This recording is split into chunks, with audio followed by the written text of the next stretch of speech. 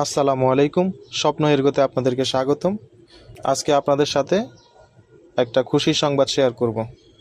আর সেটা হচ্ছে, আমাদের যে গাভীটি দেখতে পাচ্ছেন, ও একসাথে আলহামদুলিল্লাহ দুইটা বাছুর জন্ম দিয়েছে।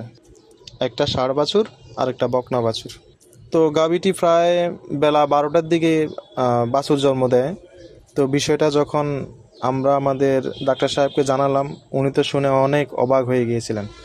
কেননা উনি এর আগে কখনো একসাথে দুইটা বাছুর জন্ম দিয়েছে এমন গাভী দেখেননি। আর বিষয়টা যখন উনি আরও বেশি উৎফুল্ল হয়ে গিয়েছিলেন যে ওনার তত্ত্বাবধানে থাকা কোনো গাভী একসাথে দুটা বাচ্চা দিয়েছিল আর কি। তো উনি বিষয়টা শুনে আমরা দুপুরবেলা ওনাকে জানালাম। পরে উনি বিকালবেলা আমাদের জন্য মিষ্টি নিয়ে চলে আসলেন আর কি। তো আলহামদুলিল্লাহ, গাভী এবং বাছুর তিনটাই সুস্থ আছে।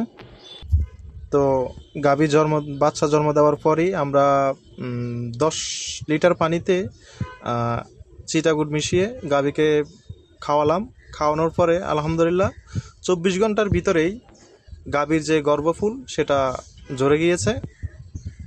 আরেকটা বিষয় হচ্ছে, যখনই কোনো গাভী বাচ্চা জন্ম দিবে, বাছুরকে আপনি আধা ঘন্টার ভিতরে শাল দুধ খাওয়াবেন এবং তার বডি ওয়েট অনুযায়ী মেপে দুধ খাওয়ানো চেষ্টা করবেন।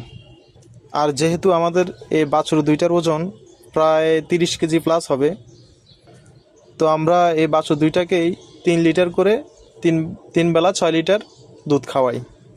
তো আপনারা সবাই আমাদের জন্য দোয়া করবেন।